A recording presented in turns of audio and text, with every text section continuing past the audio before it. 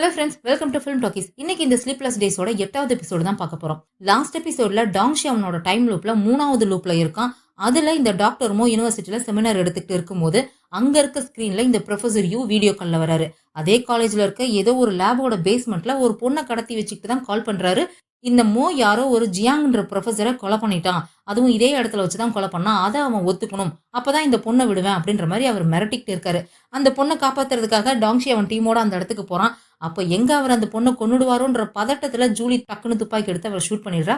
அவரும் இறந்து போயிடுறாரு. இதுக்கப்புறம் என்ன நடந்ததுங்கிறத இன்னைக்கு எபிசோட்ல பார்த்து தெரிஞ்சுக்கலாம். இன்னைக்கான எபிசோடோட ஸ்டார்டிங்லயே 9 வருஷத்துக்கு முன்னாடி நடந்த ஒரு சம்பவத்தை தான் காமிக்கிறாங்க. அப்போ இந்த மோ இதே காலேஜ்ல ஸ்டூடெண்டா இருந்திருக்கான். இவன் அதே லேபுக்கு முன்னாடி உட்காந்துக்கிட்டே இருக்கான். ரொம்ப நேரம் கடையா கிடக்குறான். கதவை தட்டிக்கிட்டே இருக்கான். ப்ரொஃபசர் ஜியாங் ப்ளீஸ் கதவை திறங்க அப்படின்ற மாதிரி கத்திக்கிட்டே இருக்கான். அந்த ப்ரொஃபசர் ஜியாங் அப்படின்றவரும் வந்து கதவை திறக்கிறாரு. உங்ககிட்ட நான் எத்தனை தடவை சொல்றது, என்னால உனக்கு எந்த ஹெல்ப்பும் பண்ண முடியாது, தயவு செஞ்சு போன்னு சொன்னா ஏன் கேட்க மாட்டேங்கிற அப்படின்ற மாதிரி அந்த ப்ரொஃபசர் இவனை பிடிச்சி திட்டிக்கிட்டு இருக்காரு. எதுக்காக இவனை திட்டுறாரு அப்படின்னா, இந்த மோ படிச்சது பயாலஜி, கிராஜுவேஷன்லயும் சரி போஸ்ட் கிராஜுவேஷன்லயும் சரி அவன் படிச்சது பேசிக்கான பயாலஜி தான். ஆனா இந்த ப்ரொஃபசர் வந்து ஜெனடிக் மெடிசன் தயாரிக்கிற ரிசர்ச் தான் இவர் பண்ணிக்கிட்டு இருக்காரு. இவர்கிட்ட வந்து ஜெனடிக் மெடிசன் தயாரிக்கிற அதே ரிசர்ச்க்கு இவன் ஸ்டூடெண்டா சேரணும், ஜெனடிக் மெடிசன் தயாரிக்கிற ரிசர்ச் ஸ்டூடெண்டா இவர்கிட்ட சேரணும், ரிசர்ச் பண்ணணும் அப்படின்ற மாதிரி இவன் வந்து அப்ரோச் பண்றான்.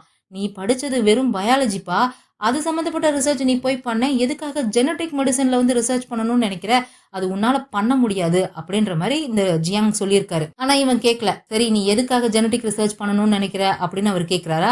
ஏன்னா இதுக்கப்புறம் உலகமே ஜெனடிக் ரிசர்ச்சை நம்பி தான் இருக்க போகுது, மெடிசனே அதை நம்பி தான் வரப்போகுது அப்படின்ற மாதிரி சொல்றானா. நீ போய் சொல்ற, உன்னோட ஃபேமிலியில யாரோ ஒருத்தங்களுக்கு ஜெனடிக் சம்மந்தப்பட்ட ப்ராப்ளம் இருக்கு, அதை சரி பண்ணணுங்கிறதுக்காக தான் நீ இந்த ரிசர்ச்சை பண்ணணும்னு நினைக்கிற. உன்ன மாதிரி நான் எத்தனை ஸ்டூடெண்ட்டை பார்த்திருப்பேன், என்கிட்டயே ஏமாத்துற பத்தியா, கிளம்பு கிளம்பு அப்படின்னு சொல்லிட்டு அவர் பாட்டுக்கு கதவை மூடிடுறாரு. ஆனா இவன் விடாம கதவை தட்டிக்கிட்டே இருக்கானா. என்னடா வேணும் உனக்கு அப்படின்னு சொல்லிட்டு கதவை திறக்கிறாரா. இவன் டக்குன்னு ஒரு ஃபைல் எடுத்து அவர் கையில கொடுத்து, இதை நான் ரொம்ப கஷ்டப்பட்டு ரிசர்ச் பண்ணி எழுதியிருக்கேன், தயவு செஞ்சு இதை படிச்சு மட்டும் பாருங்க, நாளைக்கு வந்து நான் உங்களை பாக்குறேன் அப்படின்னு சொல்லிட்டு ஏதோ ஒரு தீசிஸ் பேப்பரை தான் எடுத்து அவர் கையில கொடுத்துட்டு அங்க இருந்து ஓடியே போயிடுறான். இவரும் போய் உட்கார்ந்து அதை பாக்குறாரு. ஆனா அதை படிக்கும் போது அவர் கண்ணுல நல்லா தெரியுது அந்த தீசிஸை பார்த்து அவர் இம்ப்ரெஸ் ஆகிட்டாருன்னு சொல்லி. அடுத்த நாள் இவன் வரான் அவரை பாக்குறதுக்காக. ஆனா அவன் வர்றதுக்கு முன்னாடி இவரே வந்து வாசல்ல நின்னுட்டு இருக்காரு. உள்ளவா அப்படின்ற மாதிரி கூப்பிடுறாரு. இவனை இவரோட ரிசர்ச் ஸ்டூடெண்டா சேர்த்துக்கிறாரு. அவர் கூட சேர்ந்து இவனுமே ரிசர்ச் பண்ண ஆரம்பிக்கிறான். அப்படியே கட் பண்ணி இன்னொரு பக்கம் இந்த ப்ரொஃபசர் யூவை தான் காமிக்கிறாங்க. அதே 9 வருஷத்துக்கு முன்னாடி தான் அவரோட ஸ்டூடெண்ட்ஸ்க்கு இந்த இயற்கையில டைம் பத்தி என்னெல்லாம் இருக்கோ அதையெல்லாம் அவங்களுக்கு பாடம் எடுத்துக்கிட்டு இருக்காரு. இந்த இயற்கையிலேயே ஒரு சில விஷயங்கள் கரெக்டான டைம் இன்டர்வல்ல நடக்கும் இல்லையா, 1 மணி நேரத்துக்கு ஒரு தடவை, ஒரு நாளைக்கு ஒரு தடவை, ஒரு வாரத்துக்கு ஒரு தடவை, இந்த மாதிரி விஷயங்கள் கண்டிப்பா இந்த இயற்கையில் இந்த மாற்றம் நடந்துகிட்டே இருக்கும் அப்படின்ற மாதிரி ஒரு சில விஷயங்கள் இயற்கையில் இருக்கும் இல்லையா, அதையெல்லாம் ஸ்டூடெண்ட்ஸ் கிட்ட சொல்லிட்டு இருக்காரு. சவுத் அமெரிக்காவில் ஹுப்புன்னு ஒரு பறவை இருக்கு.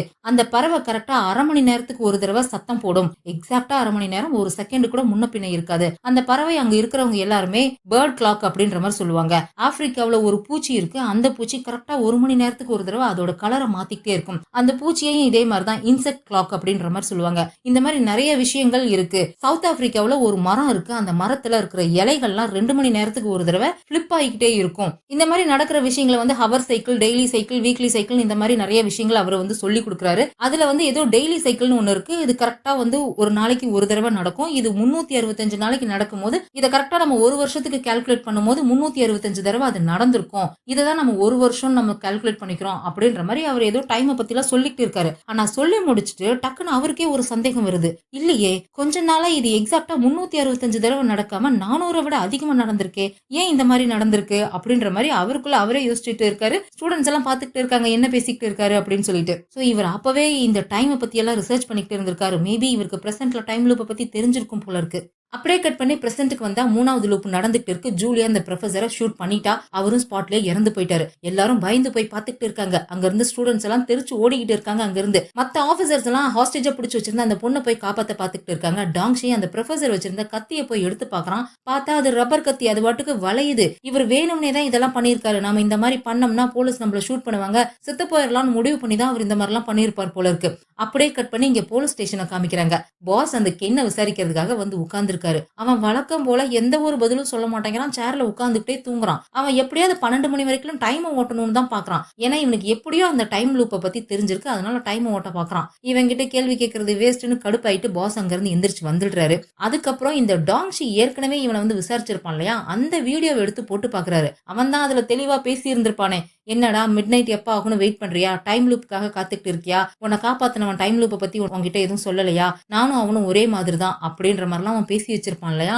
அதையெல்லாம் பார்த்துட்டு இவர் ஷாக் ஆகி போய் பார்த்துக்கிட்டு இருக்காரு. இங்க யூனிவர்சிட்டியை காமிக்கிறாங்க. இந்த தேர்ட் லூப்ல இன்னும் மதியம் வரைக்கும் தான் ஓடி இருக்கு. அதுக்குள்ளேயே ஏகப்பட்ட விஷயங்கள் நடந்து போச்சு. அதுலயே எல்லாரும் டயர்ட் ஆயிட்டாங்க. அனலி ஒரு பக்கம் பயந்து போய் உட்கார்ந்துருக்கா. இங்க ஜூலிக்கெல்லாம் உடம்பு நடுங்குது. அவளுக்கு இதுதான் ஃபர்ஸ்ட் என்கவுண்டர் ஆமா. நான் அவரை கொல்லணும்னு நினைக்கவே இல்ல, அந்த பொண்ணை காப்பாத்தணும்னு தான் நினைச்சேன் அப்படின்னு சொல்லிட்டு அவ அழுதுட்டு இருக்கா. ஜேம்ஸ் ஜூலியை சமாதானப்படுத்திக்கிட்டு இருக்கான். டாங்ஷி அனலியை சமாதானப்படுத்திக்கிட்டு இருக்கான். அப்புறம் இங்க ஜூலி அலறத பார்த்துட்டு டாங்ஷி வந்து பேசுறான். இங்க பாரு, நீ போலீஸ் ஆபீசரா உன்னோட கடமையை தான் செஞ்ச, தேவையில்லாம நீ வருத்தப்படாத அப்படின்ற மாதிரி சொல்லி சமாதானப்படுத்திட்டு இவன் நேரா அந்த மோ கிட்ட போறான். அந்த ஜியாங் யாரு அப்படின்ற மாதிரி கேக்குறான். ஆனா அதுக்கு அவன் என்ன பதில் சொன்னான்றதெல்லாம் காமிக்கல. அப்படியே கட் பண்ணா அன்னைக்கு நைட் ஆயிடுச்சு. இவன் போலீஸ் ஸ்டேஷனுக்கு வரான். இவன் உள்ள என்டர் ஆனதுமே உங்களை பாஸ் வர சொன்னாருன்னு சொல்லிட்டு ஒரு போலீஸ் ஆபீசர் வந்து சொல்லிட்டு போறாரு. இவனும் பாஸை பாக்குறதுக்காக போறான். அப்ப இவனோட டீம்ல இருக்க ஒரு ஆபீசர் ரொம்ப சோகமா ஒரு மூலையில உட்கார்ந்துருக்கான். இவனை பார்த்ததும் வேகமா ஓடி வரான். என்னடா ஆச்சு அப்படின்னு கேட்டா, சாரி பாஸ், நீங்க அந்த டெக்னீஷியன் மேல ஒரு கண்ணு வச்சுக்க சொன்னீங்கல்ல, அந்த டெக்னீஷியன் செத்து போயிட்டான் பாஸ் அப்படின்ற மாதிரி சொல்றான். இதை கேட்டதும் இவனுக்கு பக்குன்னு இருக்கு. டெக்னீஷியன் எப்படிடா செத்தான் அப்படின்ற மாதிரி கேட்கறான். இப்பதான் நமக்கு காமிக்கிறாங்க, இவன் போன எபிசோட்லயே காமிச்சிருப்பாங்க இல்லையா, அந்த ஹெச்ஆர் பேசினதே இவன் யோசிச்சுட்டே இருந்திருப்பான்ல. கம்பெனி கொஞ்சம் கஷ்டமான நிலைமையில இருக்கு, அதனாலதான் எங்களால இப்போதைக்கு உனக்கு சம்பளம் கொடுக்க முடியல, அதுக்காக நீ பாஸ்க்கு லெட்டர் போடுவியா அப்படின்ற மாதிரி கேட்டு இருந்திருப்பாங்கல்ல. அதை யோசிச்சுக்கிட்டே இவன் வண்டி ஓட்டிக்கிட்டு இருந்திருப்பான். அன்னைக்கு பொழுதுனிக்குமே அவன் அதையே தான் யோசிச்சுட்டு இருந்திருக்கான். போய் ஃபுட் டெலிவரிக்கு பார்சல் எல்லாம் எடுத்துக்கிட்டு அதை பத்தி யோசிச்சுக்கிட்டே ரோட கிராஸ் பண்ணும்போது ஒரு கண்டெய்னர் லாரி வந்து அவன் மேலேயே இடிச்சிருந்து ஸ்பாட்லயே அவன் இறந்து போயிடுறான். ஆக்சுவலா இவன் முதல் லூப்ல சாகவே இல்ல. அவன் கோவப்பட்டிருப்பான், சண்டை போட்டிருப்பான், பிரச்சனை பண்ணிருப்பான், போலீஸ்ல மாட்டி இருந்திருப்பான், ஆனா செத்துருக்க மாட்டான். ஆனா அடுத்து 2வது லூப்லயும் 3வது லூப்லயும் அவன் எந்த பிரச்சனையும் பண்ணிருக்க மாட்டான். அவனுக்கு ஹெல்ப் பண்ணணும் டாங்ஷி அவனை காப்பாத்த முயற்சி பண்ணிருப்பான். எந்த அளவுக்கு இவன் அவனுக்கு ஹெல்ப் பண்ணணும்னு முயற்சி பண்றானோ அந்த அளவுக்கு இவனோட விதி கொஞ்சம் இவங்கிட்ட ஓவராவே விளையாடுற மாதிரி இருக்கு. ஏன் இந்த மாதிரி எல்லாம் நடக்குது அப்படின்ற மாதிரி இவன் யோசிச்சுக்கிட்டே பாஸை பாக்குறதுக்காக போறான். அங்க போனா அவர் போனதும் அந்த வீடியோவை தான் எடுத்து காமிக்கிறாரு. பாஸ், இந்த வீடியோவை என்கிட்ட காமிக்காதீங்க பாஸ், இவனை பார்த்தாலே எனக்கு கடுப்பாகுது, இன்னைக்கு பொழுதுனைக்கு இவன் பண்ண டார்ச்சர்ல சோறு கூட சாப்பிடலாம் பாஸ் அப்படின்ற மாதிரி சொல்றானா. உன்னை யாரோட அவனை பார்க்க சொன்னா, இந்த வீடியோல நீயும் தான் இருக்க பாரு, நீ அவன்கிட்ட சொல்லிட்டு இருக்க, அவனுக்கு பின்னாடி இருக்கிறது யாருன்னு உனக்கு தெரியும், அவங்க எப்படி இந்த விஷயத்தெல்லாம் பண்ணாங்க, என்ன பிளான் பண்ணாங்கன்றது உனக்கு தெரியும்னு நீ சொல்லியிருக்க, எப்படிடா உனக்கு தெரியும் அப்படின்ற மாதிரி கேட்கிறாரா. பாஸ், நான் சும்மா அவன்கிட்ட பேச்சுக்கு சொன்னேன் பாஸ், போட்டு வாங்குறதுக்காக அப்படின்ற மாதிரி சொல்றான். அது சரி, அவன்கிட்ட ஏதோ மிட் நைட்டு 12 மணி டைம் லூப் அப்படின்லாம் பேசிருக்கே, அதுக்கு என்ன அர்த்தம் அப்படின்ற மாதிரி கேட்கிறாரா. ஐயோ, கண்டுபிடிச்சிட்டாரு போல இருக்கே அப்படின்ற மாதிரி திருன்னு முழிக்கிறான். சொல்லுடா, அதுக்கு என்னடா அர்த்தம் அப்படின்னு கேட்கிறாரா. இல்ல பாஸ், நான் ஏற்கனவே உங்ககிட்டயும் தான் சொல்லியிருக்கேன், நான் டைம் லூப்புக்குள்ள போயிட்டு வந்தேன் அப்படின்னு சொல்லி, நீங்க நம்பினீங்களா, நம்ப மாட்டேன்னு சொல்லிட்டீங்கல்ல, அதே ட்ரிக்க நான் அவன்கிட்டயும் கொஞ்சம் யூஸ் பண்ணி பார்த்தேன், அவன் ஏதாவது உண்மையை சொல்றதுக்கு வாய்ப்பு இருக்கேன்னு சொல்லி நான் ட்ரை பண்ணேன், அவ்வளவுதான் பாஸ், வேற ஒண்ணும் இல்ல அப்படின்ற மாதிரி சொல்றானா. இதை என்ன நம்ப சொல்றியா, உண்மையை சொல்லுடா அப்படின்ற மாதிரி அவர் மிரட்டி கேட்கிறாரா. பாஸ், எனக்கு இப்ப நேரம் இல்ல உங்ககிட்ட விளக்கமா விளாவரியா சொல்றதுக்கெல்லாம், நான் எதா இருந்தாலும் நாளைக்கு வந்து சொல்றேன் பாஸ் அப்படின்னு சொல்லிட்டு அவன் அங்கிருந்து போக பாக்குறான். ஏன்னா நாளைக்கு திரும்ப லூப் ஆகிடும், இவருக்கு எல்லாமே மறந்து போயிடும் இல்லையா, அதனால அவன் நாளைக்கு சொல்றான் அப்படின்ற மாதிரி சொல்லிட்டு போறான். டேய் இரு, நீ இந்த விஷயத்தை என்கிட்ட நிறைய தடவை சொன்ன மாதிரி இருக்கே அப்படின்ற மாதிரி கேட்கிறாரா. சேச்சே இல்ல பாஸ், நான் இப்பதான் முதல் தடவை சொல்றேன் அப்படின்றான். இல்லடா, நீ என்கிட்ட ஏற்கனவே நாளைக்கு சொல்றேன் நிறைய தடவை சொல்லியிருக்க அப்படின்னு பாஸ் சொல்றாரா. சத்தியமா இப்பதான் பாஸ் நான் முதல் தடவை சொல்றேன், நம்புங்க அப்படின்னு சொல்லிட்டு அவன் பாட்டுக்கு போயிடுறான்.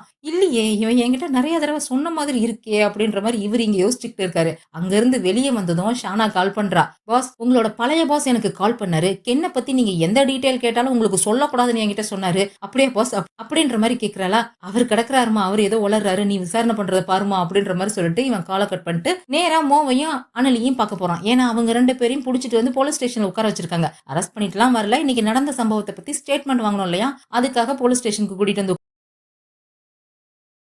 அனலி ரொம்ப சோகமா உட்கார்ந்துருக்கா. டாங்ஷியை பார்த்து தான் அவ சொல்றா, அந்த ப்ரொஃபசரை பார்த்தாலே தெரிஞ்சது அவருக்கு கண்டிப்பா நரம்பு சம்பந்தமா தசை சம்பந்தமான ப்ராப்ளம் இருக்குன்னு சொல்லி, அவர் நினைச்சிருந்தா கூட அந்த பொண்ணை கொலை பண்ணி இருக்க முடியாது அப்படின்ற மாதிரி சொல்றாளா. எனக்கு புரியுது, ஆனா எங்க சிச்சுவேஷன் அப்படி, அந்த நேரத்துல நாங்க இதெல்லாம் யோசிச்சு பார்க்க முடியாது, ஹாஸ்டேஜை காப்பாத்தணுங்கிறது தான் எங்களோட கடமை, நாங்க அதை தான் யோசிப்போம், நாங்க எங்களோட கடமையை தான் செஞ்சோம் அப்படின்ற மாதிரி சொல்றான். அப்புறம் நான் உங்ககிட்ட ஒரு விஷயம் கேட்கணும், விசாரணை எல்லாம் கிடையாது, தெரிஞ்சுக்கணுன்றதுக்காக தான் கேட்கிறேன். நீயும் இதே காலேஜ்ல தானே படிச்ச, உன்னோட பாஸ் அந்த மிஸ்டர் மோக்கும் காணாம போன ப்ரொஃபசர் ஜியாங் ஜியாங்குக்கும் என்ன சம்பந்தம் உனக்கு ஏதாவது தெரியுமா அப்படின்ற மாதிரி டாங்ஷி கேக்குறான். எக்ஸாக்டா என்ன விஷயம்ன்றதெல்லாம் எனக்கு தெரியாது, ஆனா நான் அங்க படிக்கும் போது ஒரு சில ரூமர்ஸ் அவங்கள பத்தி கேள்விப்பட்டேன். மிஸ்டர் மோ ப்ரொஃபசர் ஜியாங் கிட்ட ஸ்டூடெண்டா போய் சேர்ந்ததுக்கு அப்புறம் ஜெனடிக் ரிசர்ச் வந்து ரொம்ப நல்லாவே கத்துக்கிட்டாரு அப்படின்னு நிறைய ரிசர்ச் பேப்பர்ஸ் எல்லாம் எழுதினாரு. அதெல்லாம் கூட கொஞ்சம் நல்லா ஃபேமஸ் ஆச்சு அப்படின்னு கேள்விப்பட்டேன். ஆனா அந்த ரிசர்ச் சம்பந்தமா அவங்களுக்குள்ள ஏதோ கருத்து வேறுபாடு ஏற்பட்டிருக்கு. அதுக்கப்புறம் தான் ப்ரொஃபசர் ஜியாங் காணாம போயிருந்திருக்காரு. ஆனா சுத்தி இருக்கிறவங்க எல்லாரும் அவர் கண்டிப்பா சூசைட் தான் பண்ணிட்டாரு அப்படின்ற மாதிரி தான் பேசிக்கிட்டாங்க. ஆனா அவரோட டெட் பாடி கிடைக்கவே இல்ல. அதனால உண்மை என்னங்கிறது தெரியல. அது மட்டும் இல்ல, அவர் காணாம போறதுக்கு முன்னாடி அவரோட லேபுக்கு அவர் நெருப்பு வச்சுட்டு போயிருந்திருக்காரு. அவரோட எக்ஸ்பெரிமெண்ட் டேட்டா எதுவுமே யாருக்கும் கிடைக்க கூடாதுன்றதுக்காக அவர் அந்த மாதிரி பண்ணிட்டாரு போல இருக்கு அப்படின்ற மாதிரி சொல்றா. இன்னொரு கேள்வி, இன்னைக்கு அந்த கல்யாண ஃபங்க்ஷன் எதுக்காக நீ அட்டன் பண்ண போற அப்படின்ற மாதிரி கேக்குறானா. நான் அட்டன் பண்ண போகணும்லாம் நினைக்கல. எங்க கம்பெனில இருந்து எக்ஸிகியூட்டிவ்ஸ் எல்லாரும் கண்டிப்பா அந்த கல்யாணத்தை அட்டன் பண்ணணும்னு சொன்னாங்க. நான் அசிஸ்டன்ட் சீஃப் சயின்டிஸ்ட் அப்படிங்கறதுனால நானும் அந்த எக்ஸிகியூட்டிவ்ங்கிற லிஸ்ட்ல வரேன்ல, அதனால என்ன அந்த கல்யாணத்தை அட்டன் பண்ண சொன்னாங்க.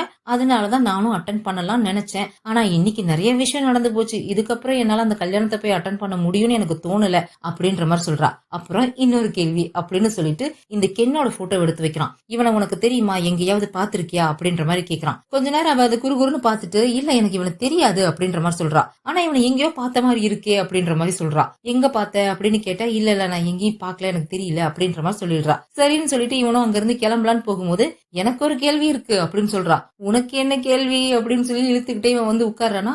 இன்னைக்கு அந்த ஹைவேல ஆக்சிடென்ட் நடக்க போகுதுங்கிற விஷயம் உனக்கு முன்னாடியே எப்படி தெரிஞ்சது அப்படின்ற மாதிரி கேக்குறா. இவனுக்கு அடடா மாட்டிக்கிட்டமே, என்ன பதில் சொல்றது அப்படின்ற மாதிரி திருன்னு முழிக்கிறான். இல்ல இன்னைக்கு நான் நியூஸ்ல பார்த்தேன், அந்த ஹைவேல நிறைய டிராபிக் ஜாம் இருக்குன்னு சொல்லிட்டு. என்னோட ஃப்ரெண்ட் ஒருத்தன் டிராபிக் போலீஸா வேலை பார்த்துட்டு இருக்கானா, அவங்கிட்ட போன் பண்ணி கேட்டேன். அங்க முன்னாடியே ஏதோ ஒரு இடத்துல ஆக்சிடென்ட் ஆயிடுச்சு, அதனால இந்த ஹைவேல டிராபிக் ஆயிடுச்சுன்னு சொல்லி சொன்னான். அதனாலதான் நான் உன்னை ரூட்டை மாத்த சொல்லி சொன்னேன் அப்படின்ற மாதிரி சொல்றானா. நீ ஒரு கிரைம் பிரான்ச்ல வேலை பார்க்கற ரொம்ப பிஸியான போலீஸ் ஆபீசர், எப்பயில இருந்து நீ டிராபிக் டிபார்ட்மெண்ட்ல எல்லாம் கவனம் செலுத்த ஆரம்பிச்ச அப்படின்ற மாதிரி கேக்குறாளா. நீ அந்த ரோட்ல வரங்கிறதுனாலதான் அப்படின்ற மாதிரி சொல்றானா. அது சரி, நான் அந்த ரோட்ல தான் வரேங்கிறது உனக்கு எப்படி தெரியும் அப்படின்ற மாதிரி கேக்குறா. ஐயோ மாட்டிக்கிட்டோமே அப்படின்னு சொல்லிட்டு டக்குன்னு கையை எடுத்து ஹெட்போன்ல வச்சுட்டு, சார் தோ சார் வந்துட்டேன் சார், உடனே வரேன் சார் அப்படின்னு சொல்லிட்டு அவன் பாட்டுக்கு அங்க இருந்து குடுகுடுன்னு ஓடி போயிடுறான். அதுக்கப்புறம் நேரா மோவை பாக்குறதுக்காக தான் போறான். மோ இவனை பார்த்ததுமே, எதுக்காக என்ன கூட்டிட்டு வந்து இங்க உட்கார வச்சிருக்கீங்க, அந்த ப்ரொஃபசர் யூ ஏதோ வளர்னாருன்றதுக்காக என்ன கூட்டிட்டு வந்து இங்க உட்கார வச்சிருக்கீங்க, அவர் சொன்னது உண்மையா பொய்யாங்கிறத முதல்ல நீங்க விசாரிச்சு தெரிஞ்சுக்கலாம்ல அப்படின்ற மாதிரி சொல்றானா. எதை விசாரிக்கணும் எதை விசாரிக்க கூடாதுங்கிறது எங்களுக்கு தெரியும் சார், முதல்ல எங்களுக்கு உங்க சைடு ஸ்டோரி வேணும். அந்த ப்ரொஃபசர் ஜியாங்கோட மிஸ்ஸிங் கேஸ் ரீஓபன் பண்ணணும்ன்றதுக்காக ப்ரொஃபசர் யூ இவ்வளவு பெரிய ரிஸ்க் எடுத்திருக்காரு, அவரோட உயிரையே கொடுத்திருக்காரு, அது ஏன்னு நாங்க தெரிஞ்சுக்கணும் இல்லையா அப்படின்ற மாதிரி கேக்குறானா. அது ஏன்னு என்ன கேட்டா எனக்கு எப்படி தெரியும், நீங்க போய் அவர்கிட்ட தான் கேட்கணும், என்கிட்ட கேட்டா எனக்கு எப்படி தெரியும், போய் அவரை கேளுங்க அப்படின்ற மாதிரி சொல்றான். இங்க பாருங்க, அந்த ப்ரொஃபசர் யூவோட மென்டல் ஸ்டேட் சரியில்லைங்கிறது அந்த யூனிவர்சிட்டியில இருக்க எல்லாருக்குமே தெரியும். முதல்ல அவரோட மென்டல் ஸ்டேட்டை பத்தி நீங்க விசாரிச்சு தெரிஞ்சுக்கோங்க, அதுக்கப்புறம் அவர் சொன்ன வார்த்தை உண்மையா பொய்யாங்கிறத அப்புறமா விசாரிச்சுக்குவீங்க அப்படின்ற மாதிரி சொல்றானா. சார் நான் உங்ககிட்ட மறுபடியும் சொல்றேன், எதை விசாரிக்கணும் எதை விசாரிக்க கூடாதுங்கிறது எங்களுக்கு தெரியும், முதல்ல எனக்கு உங்க சைடு ஸ்டோரிய சொல்லுங்க அப்படின்ற மாதிரி கேக்குறானா. அவனும் சொல்ல ஆரம்பிக்கிறான். இவன் அந்த ப்ரொஃபசர் ஜியாங் கிட்ட போய் பிஹெச்டி ஸ்டூடெண்டா சேர்ந்துட்டான். ரொம்ப நல்லபடியா அவன் ரிசர்ச் எல்லாம் பண்ணிட்டு இருந்திருக்கான். இவன் ஃபைனல் இயர் பிஹெச்டி படிச்சுட்டு இருந்த சமயத்துல அந்த ப்ரொஃபசர் ஜியாங் இவனை ஒரு ஸ்டூடெண்டா ட்ரீட் பண்ணாம என்ன ஒரு பார்ட்னராவே ட்ரீட் பண்ணாரு. எனக்கு அது ரொம்ப பெருமையா இருந்துச்சு. அவர் என்னோட மென்டார் மட்டும் இல்ல, என்னோட ஐடல் கூட அவரு. நான் ரொம்ப பெருமையா நினைச்சிட்டு இருந்தேன் அவர்கிட்ட ஸ்டூடெண்டா இருக்கிறத நினைச்சு அப்படின்ற மாதிரி சொல்றான். இப்படி ரிசர்ச் பண்ணும் போதெல்லாம் நிறைய இந்த ரிசர்ச் ஆர்டிகல்ஸ் எல்லாம் எழுதுவாங்க இல்லையா, அந்த மாதிரி இவனுமே ஏதோ ரிசர்ச் ஆர்டிகல்ஸ் எல்லாம் எழுதி கொண்டு வந்து இவர்கிட்ட காமிச்சிருந்திருக்கான்.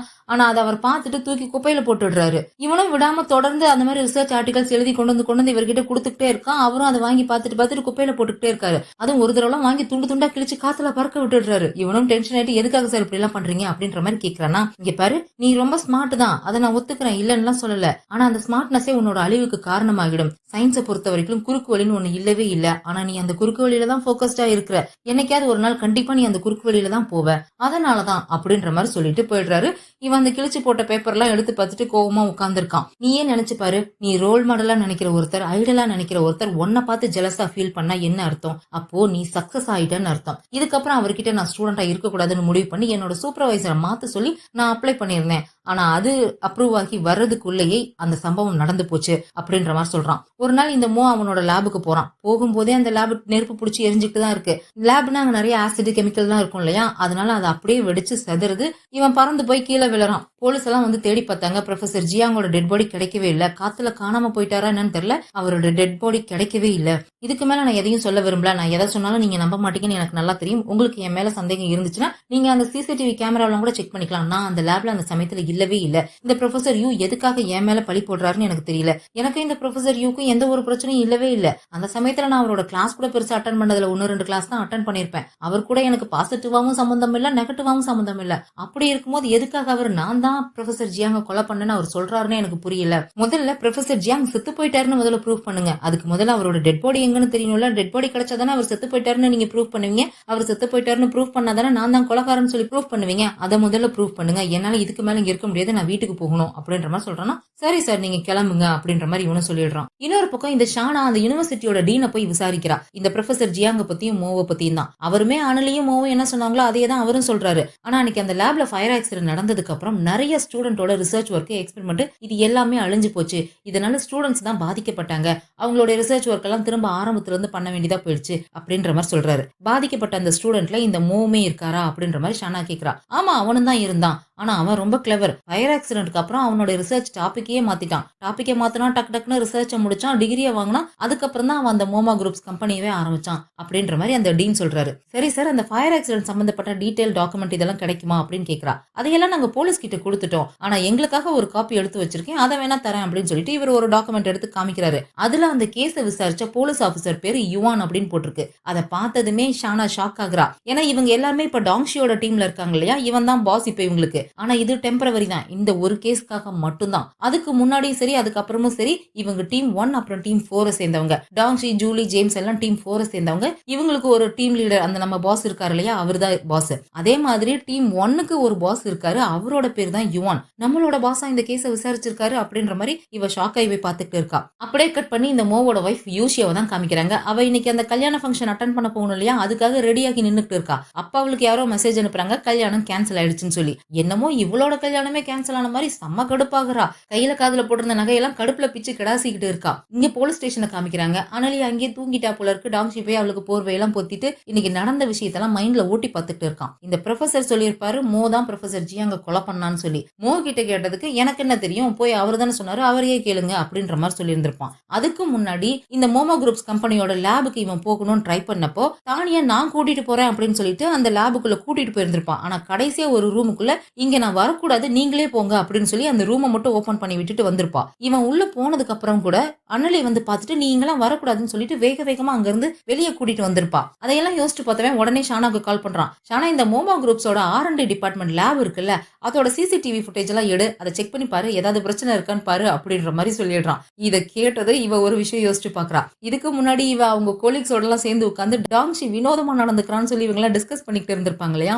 அப்ப ஷானா சொல்லியிருந்திருப்பா, எந்த ஒரு க்ளூமே இல்லாம இந்த டாங்ஷி திடீர்னு யார் மேலேயாவது சந்தேகப்படுறான். ஆனா இவன் யாரு மேல எல்லாம் சந்தேகப்படுறானோ அவங்க எல்லாம் சஸ்பெக்டா மாறிடுறாங்க.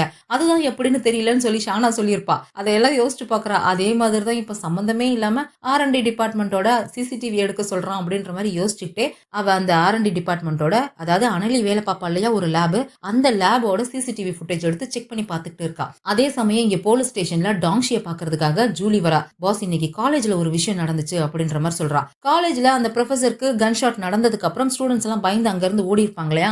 அப்ப யாரோ ஒரு பொண்ணுக்கு அடிபட்டுடுச்சுன்னு சொல்லி போலீஸ் எல்லாம் போய் அவளுக்கு ஹெல்ப் பண்ண போயிருக்காங்க. அதுக்கப்புறம் தான் இவங்களுக்கு தெரிஞ்சிருக்கு அந்த பொண்ணு ஸ்டூடெண்டே கிடையாதுன்னு சொல்லி. ஸ்டூடெண்ட்ஸ் எல்லாம் அந்த ஆடிட்டோரியம்ல இருந்து பயந்து தப்பிச்சு ஓடி இருந்திருப்பாங்க இல்லையா. அப்போ படிக்கட்டுல போகும்போது யாரோ ஒரு பொண்ணு ஸ்லிப்பா இருந்திருப்பா போல இருக்கு. அவளுக்கு கால் சுளுக்கி இருந்திருக்கும். காலை பிடிச்சிட்டு உட்கார்ந்துருக்கா. அவ ஒரு மாதிரி ஹூடி எல்லாம் போட்டு தலையெல்லாம் மறைச்சிட்டு தான் உட்கார்ந்துருக்கா. 2 லேடி போலீஸ் அவகிட்ட போய் என்னாச்சு அப்படின்ற மாதிரி கேட்டிருக்காங்க. குரலை மட்டும் கேட்டுட்டு யாரோ ஸ்டூடெண்ட் தான் கேக்குறாங்க போலன்னு நினைச்சிட்டு ஒன்னும் இல்லைன்னு சொல்லிட்டு நிமிந்து பார்த்தவ நிக்கிறது போலீஸ்னு தெரிஞ்சதும் முகத்தையும் மறைச்சுக்கிறா, கையில வச்சிருக்க பேகையுமே இறுக்கி பிடிச்சிக்கிறா. இந்த மாதிரி பண்ணா சந்தேகம் வரதானே செய்யும். அவகிட்ட இருக்க பேகை புடுங்கி பார்த்திருக்காங்க. உள்ள கேமரா தான் வச்சிருந்திருக்கா. அந்த கேமராவில இந்த போட்டோ தான் பாஸ் எடுத்திருக்கா அப்படின்னு சொல்லிட்டு ஜூலி அந்த போட்டோவெல்லாம் எடுத்து டாங்ஷிட்ட காமிக்கிறா. அனலியும் மோவும் எப்ப அந்த யூனிவர்சிட்டிக்கு வந்து கார்ல இறங்கினாங்களோ அப்பையில இருந்து அவங்களோட செமினார் முடிகிற வரைக்கும் அவங்க 2 பேர்த்த தான் வளைச்சு வளைச்சு அவ போட்டோ எடுத்து வச்சிருக்கா. அது மட்டும் இல்ல அவளோட போனை செக் பண்ணி பார்த்ததுல யூனிவர்சிட்டியில ஏதோ கொலை நடந்துருச்சாமே, நீ ஓகேவா அப்படின்ற மாதிரி யாரோ மெசேஜ் அனுப்பியிருக்காங்க. இதையெல்லாம் பார்த்தா அந்த பொண்ணு மேல ஏதோ சந்தேகம் வர மாதிரி இருக்கு இல்லையா? அதே சமயம் இங்க ஷானாவை காமிக்கிறாங்க. அவ அந்த லேபோட சிசிடிவி ஃபுட்டேஜ் எல்லாம் செக் பண்ணிட்டு இருக்கா இல்லையா? அப்ப அவளோட பாஸ் கிட்ட இருந்து போன் வருது. அதாவது அந்த யுவான்னு சொல்லிட்டு ஒருத்தனை பத்தி சொன்னோம் இல்லையா? அவங்கிட்ட இருந்து போன் வருது. வேலையெல்லாம் எப்படி போயிட்டு இருக்கு அப்படின்ற மாதிரி கேஷுவலா விசாரிக்கிற மாதிரி விசாரிக்கிறான். ஆக்சுவலா அந்த யுவான் இந்த கேஸ்ல கிடையாது, அவன் இந்த டீம்லயே கிடையாது, அவனுக்கும் இந்த கேஸ்க்கும் சம்பந்தம் இல்ல. ஆனாலும் இந்த கேஸ் எப்படி போயிட்டு இருக்கு அப்படின்ற மாதிரி விசாரிக்கிறான். நல்லாதான் பாஸ் போகுது அப்படின்னு சொல்றா. டாங்ஷி எப்படி இருக்கான், அவனோட நடவடிக்கை எதுவும் வினோதமா இருக்கா அப்படின்ற மாதிரி கேக்குறானா. அப்படி எல்லாம் ஒண்ணும் இல்ல பாஸ், டாங்ஷி நார்மலா தான் நடந்துக்கிறான் அப்படின்ற மாதிரி சொல்றா. சரி, அவங்கிட்ட ஏதாவது வினோதமா நோட் பண்ணினா உடனே எனக்கு இன்ஃபார்ம் பண்ணு அப்படின்ற மாதிரி சொல்லிட்டு அவனும் கால் பண்ணிடுறான். ஆக்சுவலா டாங்ஷியோட நடவடிக்கை மேல இவளுக்கு சந்தேகம் இருக்குதான், ஆனா டாங்ஷி மேல சந்தேகம் இல்ல. ஆனா அந்த ஃபயர் ஆக்சிடென்ட் கேஸ்ல யுவான் தான் சம்பந்தப்பட்டிருக்கான்னு தெரிஞ்சதும் இவளுக்கு யுவான் மேல சந்தேகம் வந்துருச்சா என்னன்னு தெரியல. அவங்கிட்ட டாங்ஷியை பத்தி எதுவுமே சொல்லல, மறைச்சிடுறா. அப்போ அவ அந்த சிசிடிவில ஒரு விஷயத்த நோட் பண்றா. அந்த R&D டிபார்ட்மெண்டோட லேபுக்குள்ள யாரோ வராங்க. பின்னாடில இருந்து தான் தெரியுது, முன்னாடி சிசிடிவி இல்ல போல இருக்கு. ஆனா பின்னாடில இருந்து பார்த்தாலே நல்லா தெரியுது அங்க வர்றது இந்த மோதான்னு சொல்லிட்டு. அவன் முன்னாடி போறான், அவனை ஃபாலோ பண்ணிக்கிட்டே பின்னாடி யாரோ ஒரு பொண்ணு வரா. ஃபுல்லா பிளாக் அண்ட் பிளாக்ல ட்ரெஸ் பண்ணிட்டு கருப்பு கலர் தொப்பியை போட்டுட்டு அவனை ஃபாலோ பண்ணிக்கிட்டே வரா. அவன் போய் ஏதோ ஒரு ரூம்ல கீ கார்டை வச்சு ஓபன் பண்ணிட்டு உள்ள போயிடுறான். ஆனா இந்த பொண்ணால உள்ள போக முடியல. மேபி இவகிட்ட கீ கார்டு இல்லையோ என்னவோ தெரியல. வெளியே இருந்து எட்டி எட்டி பார்த்துட்டு இருக்கா. இந்த பொண்ணு யாரு, முகத்தை பார்க்க முடியுமா அப்படின்ற மாதிரி இவ இங்க ட்ரை பண்ணிட்டு இருக்கா. அதே சமயம் இங்க சிசிடிவில பார்த்த அதே பொண்ணு இப்ப பிரசன்ட்ல எங்கேயோ திருட்டுத்தனமா நடந்து போய்கிட்டு இருக்கா. அவ போயிட்டு இருக்கிறது ஹாஸ்பிட்டல் போல இருக்கு. நேரா போய் யாரோ ஒரு பேஷண்ட்டை தான் பாக்குறா. உனக்கு எத்தனை தடவை மெசேஜ் பண்றது, ரிப்ளை பண்ண மாட்டியா அப்படின்ற மாதிரி சொல்றா. டக்குன்னு அந்த சமயத்துல அந்த ரூம்ல இருக்கிற லைட் எல்லாம் ஆன் ஆகுது. நம்ம டாங்ஷி அவன் டீமோட அங்க என்ட்ரி கொடுக்குறான். அந்த பொண்ணு ஷாக் ஆகி போய் திரும்பி பாக்குறா. அதே சமயம் இங்க ஷானாவோட சிசிடிவிலயும் அந்த பொண்ணு திரும்பி பாக்குறா. ரெண்டு பேரும் ஒரே பொண்ணு தான். இந்த மோவோட ஒய்ஃப் யூஷியா தான் அது. அப்படியே அவளை தூக்கிட்டு வந்து இன்ட்ராகேஷன் ரூம்ல வச்சு விசாரிக்கிறாங்க. ஆக்சுவலா இவ ஹாஸ்பிட்டல்ல போய் ஒரு பேஷண்ட்டை பார்த்தாலே அந்த பேஷண்ட் வேற யாரும் இல்ல, யூனிவர்சிட்டியில கூடி போட்டு ஒரு பொண்ணு மறைஞ்சிருந்து அனலியையும் மோவையும் போட்டோ எடுத்தா இல்லையா, அந்த பொண்ணு தான். அவளை யார் அனுப்பி வச்சாங்கன்னு தெரிஞ்சுக்கிறதுக்காக இவங்க ஒரு ட்ராப் செட் பண்ணிருக்காங்க. இந்த யூஷியா தானா வந்து மாட்டிக்கிட்டா. ஆக்சுவலா அந்த பொண்ணு ஒரு பிரைவேட் இன்வெஸ்டிகேட்டர் போல இருக்கு. மோவையும் அண்ணலையும் ஃபாலோ பண்றதுக்கு இவ தான் அனுப்பி வச்சிருந்திருக்கா. இப்ப இவ டாங்ஷி கிட்ட கேக்குறா, இப்ப என்ன காரணத்துக்காக என் மேல சந்தேகப்பட்டு என்ன கூட்டிட்டு வந்தீங்க, உட்கார வச்சிருக்கீங்க அப்படின்ற மாதிரி கேக்குறா. உங்க புருஷன் மோவை கொலை பண்ண பாக்குறது நீங்களா இருப்பீங்களோன்ற சந்தேகம் தான் அப்படின்ற மாதிரி டாங்ஷி சொல்றான். என்ன சார் இது, என் புருஷன் வெளியில போனதுக்கு அப்புறம் என்ன பண்றாருன்னு தெரிஞ்சுக்கிறதுக்காக ஒரு பிரைவேட் இன்வெஸ்டிகேட்டரை ஹையர் பண்ண, அவரை போட்டோ எடுக்கிறதுக்காக, அதுக்காக என் மேல கொலைப்பழி போடுவீங்களா அப்படின்ற மாதிரி கேக்குறாளா. சரி, உங்க புருஷனை ஃபாலோ பண்ணீங்க, சரி ஹானையும் டேங்கையும் எதுக்காக ஃபாலோ பண்ணீங்க அப்படின்ற மாதிரி கேக்குறான். அவங்களுக்கும் எனக்கு என்ன சம்பந்தம், நான் எதுக்காக அவங்கள ஃபாலோ பண்ண போறேன் அப்படின்ற மாதிரி இவ கேக்குறாளா. மேடம், உங்களோட அந்த பிரைவேட் இன்வெஸ்டிகேட்டர் எங்க கிட்ட எல்லா விஷயமும் சொல்லிட்டாங்க. நீங்க உங்க புருஷன் மோவ மட்டும் இல்ல, முன்னாடி இறந்து போனா அந்த ஹான் டேங் ரெண்டு பேரையுமே ஃபாலோ பண்ணி போட்டோ எடுத்திருக்கீங்க. அதுதான் கேக்குறேன், என்ன காரணம் அப்படின்ற மாதிரி கேக்குறேனா. சார், அவங்க ரெண்டு பேரும் ஆக்சிடென்ட்ல இறந்து போயிட்டாங்க, அதை எதுக்காக என்கிட்ட கேக்குறீங்க அப்படின்ற மாதிரி கேக்குறாளா. அவங்க எப்படி இறந்து போனாங்கன்னு நான் கேட்கல மேடம், எதுக்காக அவங்கள ஃபாலோ பண்ணீங்கன்னு தான் கேக்குறேன் அப்படின்ற மாதிரி சொல்றான். சரி, ஓகே, ஒத்துக்கிறேன். ஆமா, நான் அவங்கள ஃபாலோ பண்றதுக்காக பிரைவேட் இன்வெஸ்டிகேட்டர் ஹையர் பண்ணதான். ஏன்னா அவங்க ரெண்டு பேரும் மோ கூட சேர்ந்து வேலை பார்த்தாங்க. அதனாலதான் எனக்கு அவங்க மேல சந்தேகம் வந்துச்சு. அவங்க மூணு பேரும் ஒன்னா சேர்ந்து என் ஃபேமிலியோட ஷேர் அழிக்க பாக்குறாங்களோன்னு எனக்கு ஒரு சந்தேகம். ஏன்னா அவங்க மூணு பேருமே சயின்டிஸ்ட்ன்ற முகமூடியை போட்டுக்கிட்டு இருக்காங்க. அந்த முகமூடிக்கு பின்னாடி இருக்கிறது ரொம்ப கொடூரமான பிசினஸ் மேன் தான். அவங்க என் குடும்பத்தோட ஷேர்ஸ் அழிக்க பாக்குறாங்க, என் குடும்பத்தை ஹார்ம் பண்ண பாக்குறாங்க. அதனாலதான் அவங்க என்ன பண்றாங்கன்னு தெரிஞ்சுக்கிறதுக்காக ஃபாலோ பண்ணேன் அப்படின்ற மாதிரி யூஷியா சொல்றா. இவ என்னோட குடும்பம்னு சொல்றது மோவோ இல்ல, அவங்க அப்பாவோட ஃபேமிலியை சொல்றா. சரி, அவங்கள ஃபாலோ பண்ணீங்கல்ல, என்ன கண்டுபிடிச்சீங்க அப்படின்னு கேக்குறானா. அவங்க மூணு பேருக்குள்ள ஒற்றுமையே இல்லன்னு தெரிஞ்சது. ஆனா அது தெரிஞ்சதுக்கு அப்புறம் எனக்கு கொஞ்சம் நிம்மதியா இருந்துச்சு. அட்லீஸ்ட் கம்பெனியாவது கொஞ்சம் நல்லா இருக்குமே நினைச்சேன். ஆனா ஒரே மாசத்துல எல்லாமே தலைகீழ மாறிடுச்சு. அப்படி ஒரு சம்பவம் நடக்கும் நானே எதிர்பார்க்கல. ஒரு மாச கேப்ல ஹான் டேங் ரெண்டு பேருமே இறந்து போயிட்டாங்க அப்படின்ற மாதிரி சொல்றாளா. அவங்க ரெண்டு பேரும் இறந்து போனதுல உங்க புருஷனை ஏதும் சந்தேகப்படுறீங்களா அப்படின்ற மாதிரி டாங்ஷி கேக்குறான். அவ யோசிக்கவே இல்ல, ஆமா அப்படின்னு டக்குன்னு சொல்லிடுறா. எதனால அவர் சந்தேகப்படுறீங்க அப்படின்ற மாதிரி கேக்குறானா. ஏன்னா அவங்க ரெண்டு பேரும் இறந்து போன அன்னைக்கு என் புருஷனோட நடவடிக்கை வித்தியாசமா இருந்துச்சு, ரொம்ப ஸ்ட்ரேஞ்சா இருந்துச்சு அப்படின்ற மாதிரி சொல்லிட்டு இவ ஒரு பிளாஷ்பேக் சொல்றா. ஆக்சுவலா அவங்க ரெண்டு பேருமே டாங்ஷியோட டைம் லூப் நடந்த அதே சமயத்துல தான் இறந்து போயிருந்திருக்காங்க. அக்டோபர் 25 ஹானும் நவம்பர் 26 இந்த டேங்கும் இறந்து போயிருக்கான். ரெண்டு நாளுமே நைட் 12 மணி, அதாவது எக்ஸாக்டா எப்போ முதல் லூப் முடிஞ்சு அடுத்த லூப் டாங்ஷிக்கு ஸ்டார்ட் ஆகுதோ அந்த லூப் ஸ்டார்ட் ஆன அடுத்த நிமிஷம் இந்த மோ அவனோட பெட்ல இருந்து திருட்டுத்தனமா அவன் பொண்டாட்டிக்கு தெரியாம சத்தம் போடாம எந்திரிச்சு ரூமை விட்டு வெளியில போயிருந்திருக்கான். இந்த ரெண்டு நாளுமே அதே மாதிரி தான் நடந்திருக்கு. அதே மாதிரி இன்னைக்கும் நடந்துச்சு அப்படின்ற மாதிரி சொல்றா. அதாவது இன்னைக்கு டிசம்பர் 12. இப்போ இவனோட மூணாவது லூப் நடந்துட்டு இருக்கு இல்லையா, இன்னைக்கு காலையிலயுமே அவன் 12 மணிக்கு இதே மாதிரி 12 மணி ஆனதுமே அவன் ரூமை விட்டு நைஸா எந்திரிச்சு வெளியில போயிருந்திருக்கான். ஆனா யூஷியா இந்த தடவை அவனை ஃபாலோ பண்ணிட்டு எங்க போறான்னு சொல்லி போயிருக்கா பின்னாடியே. அப்படி போகும்போது இவன் நேரா மோமோ கம்பெனிக்கு தான் போயிருக்கான். அதுவும் அந்த R&D டிபார்ட்மெண்டோட லேபுக்கு தான் போயிருக்கான். அவன் பாட்டுக்கு சரசரன்னு உள்ள போறான். இவ பின்னாடியே ஃபாலோ பண்ணிட்டு போறா. அவன் ஒரு ரூம் ஓபன் பண்ணிட்டு உள்ள போயிடுறான். இவ பின்னாடியே வந்து அவளோட ஐடி கார்டு எடுத்து வைக்கிறான். ஆனா இவளோட ஐடி கார்டு அதை அக்செப்ட் பண்ணிக்கவே மாட்டேங்குது. இந்த சீனை தான் ஷானா அந்த சிசிடிவி ஃபுட்டேஜ்ல செக் பண்ணிருப்பா. முன்னாடி வந்ததுமோ பின்னாடி இந்த யூஷியா வந்திருப்பாளே, அவளால டோர் ஓபன் பண்ண முடிஞ்சிருக்காது. வெளியவே நின்னு எட்டி எட்டி பாத்துட்டு இருக்கா. ஆக்சுவலா அந்த லேபுக்குள்ள ஏகப்பட்ட ரூம் இருக்கும் போல இருக்கு. அவன் அதுக்குள்ள ஏதோ ஒரு ரூமுக்குள்ள பூந்து போயிட்டான். இவளால அங்க டோர் ஓபன் பண்ண முடியல. அவ பாட்டுக்கு வெளியில வந்து லேபுக்கு வெளியே ஒரு இடத்துல மறைஞ்சு உட்கார்ந்துக்கிறா. அந்த சமயத்துல அனலியுமே அந்த லேபுக்குள்ள தான் இருந்திருப்பா. இவ எலிக்கு மருந்து கொடுத்துட்டு அதோட மூவ்மெண்ட் செக் பண்ணிட்டு இருந்திருப்பா இல்லையா? அப்ப அவங்க அம்மாவுக்கு கான்சியஸ் வந்த மாதிரி இவ போன்ல பாத்துட்டு அங்க இருந்து அவசர அவசரமா கிளம்பி வெளியே போயிருப்பாள்ல. அதையுமே இவ மறைஞ்சு நின்னுட்டு இருந்தவ அனலி அந்த லேபுக்குள்ள இருந்து வெளியில வரதையும் அங்க இருந்து அவ கிளம்பி போறதையுமே இவ பாத்திருக்கா. ஆக்சுவலா இவளுக்கு ஒரு சந்தேகம் ஆல்ரெடி இருந்திருக்கு. அனலிக்கும் மோக்கும் சீக்ரெட் அஃபேர் இருக்கோ அப்படின்னு சொல்லிட்டு. அன்னைக்கு அவங்க 2 பேரும் எதுக்காக அங்க வந்தாங்கன்னு தெரியாது. எனக்கு தெரியாம அவங்க சீக்ரெட்டா டேட் பண்ண கூட வந்திருக்கலாம். ஒருவேளை நீங்க ஏதாவது கண்டுபிடிச்சீங்கன்னா எனக்கு தயவு செஞ்சு இன்ஃபார்ம் பண்ணுங்க அப்படின்ற மாதிரி சொல்றா. அப்புறம் நீங்க என் மேல சந்தேகப்பட்டீங்கல்ல, ஒருவேளை நான் என் புருஷன் மோவை கொலை பண்ண நினைக்கிறேன்னு சொல்லி, அது உண்மைதான். நான் அவனை கொலை பண்ணணும்னு நினைச்சேன் தான். ஏன்னா நீங்க கேள்விப்பட்டிருப்பீங்கன்னு நினைக்கிறேன். புருஷன் பொண்டாட்டிக்கு நடுவுல எல்லா விதமான ஃபீலிங்ஸும் இருக்குன்னு சொல்லி, அதுல ஒருத்தர் கொலை பண்ணணும்ன்ற ஃபீலிங்கும் இருக்கும் அப்படின்ற மாதிரி ஒரு மாதிரி விரக்தியோட தான் சொல்றா. இதோட இந்த எபிசோட் முடியுது. இதுக்கப்புறம் என்ன நடந்ததுங்கிறது அடுத்த எபிசோட்ல பார்த்து தெரிஞ்சுக்கலாம். இந்த வீடியோ பிடிச்சிருந்தா லைக் பண்ணிடுங்க, அப்படியே ஃப்ரெண்ட்ஸ்க்கு ஷேர் பண்ணிடுங்க. மறக்காம ஹைப்பையும் தட்டி விட்டுட்டு ஃபிலிம் டாக்கீஸ்க்கு சப்ஸ்கிரைப் பண்ணிடுங்க. அடுத்த எபிசோட்ல சந்திக்கலாம். பாய்.